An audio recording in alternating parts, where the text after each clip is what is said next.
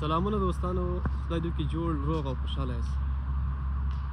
له یو بل ویډیو سره ستاسې په خدمت کې یو.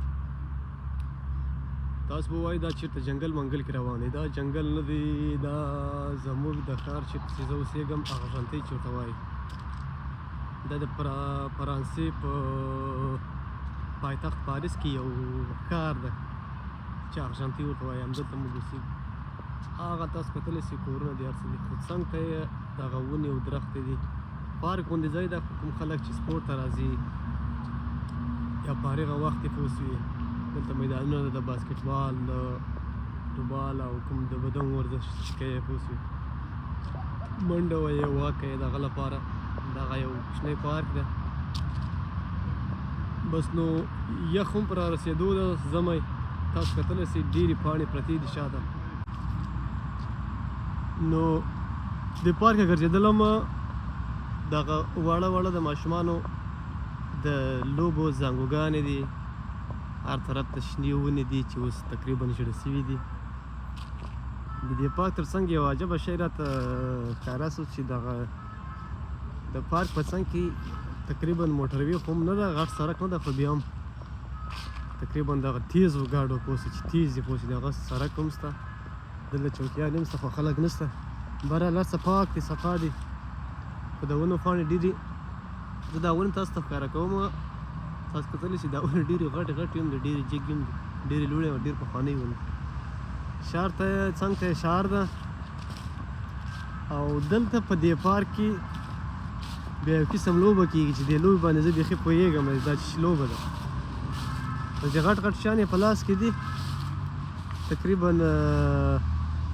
داسې مردکي غوندې دي، ورولي یو بل سره ټکر کوي، خو پوهېږم نه چې دا څه شی دي. ډېر خلک لګیا دي دلته، ګوره چوکیانې هم پرتې دي، که څوک راځي کښېني ورته ننداره یې کولی شي.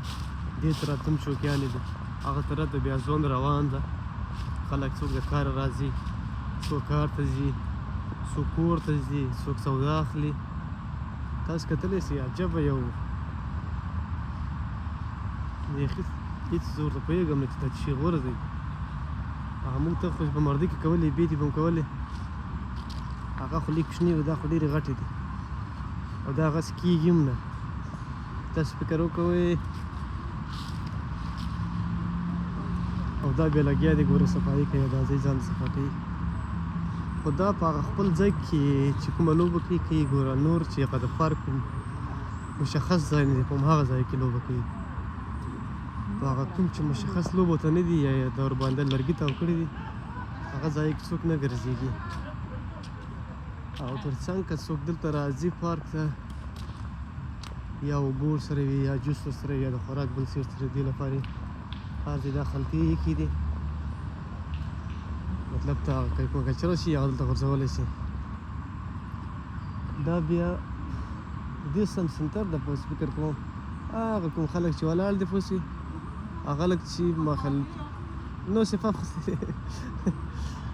کس رانه پوښتنه وکړلی شي، وایي تلویزیون لپاره خو کار نه کوي مولا، هغلته بیا کس روان ده، سپی ورسره ده، دې زموږ بیا د سپو ډېر شوقیان دي. نو دلته راغلی وم د کور څنګ ته، ما الله سه ویډیو هم جوړه کړه، هغه ځای دغه منطقه را باندې ښه ورکېده، ویډیو ډېره خوندوره کېدله. دا هلته بیا پارکینګ ده، یعنې دلته د پارکینګ اکثره مسله ډېرې وي په دې چې هر سړی خپل موټر لري. نو که ته په یو اپارتمان کې اوسېږې، د هلته دومره امکان نه وي د موټرو درولو.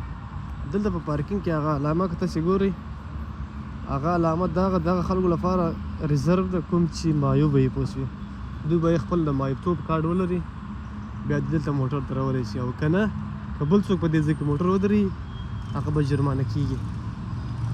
دا پارکینګ د اکثره خلکو لپاره چې دلته نږدې اوسېږي په دغه باطمو کې، هغو لپاره دا پارکینګ فري ده. خو که یو بل څوک راځي پارکینګ درېږي، دلته به ټکټ اخلي. ټکټ لپاره ته کولی شې نغدې پیسې هم ورکړې او په کارډ باندې هم پیسې ورکړې. دا ماشینې ده، خپل هغه یې ورته ورکړي دي چې مطلب ساعت باندې څومره دی، نیم ساعت باندې څومره دی، پوره ورځ باندې څومره پیسې ته راکات کېږي، د هغه لپاره دا ماشین ورکړی دی.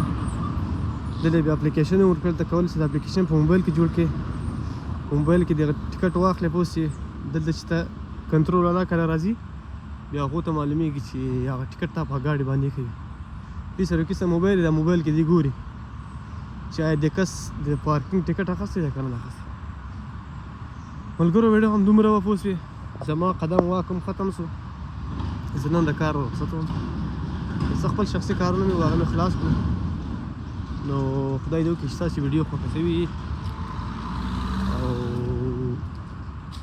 په لایک کمنټ او شیر کولو کې مرسته راسره وکړئ پیج او یوټیوب چینل مې نوی ده ستاسو د همکاري نه مننه دغه ښایسته منظره تاسو کتلی شئ په خدای مو سپارم وخت ته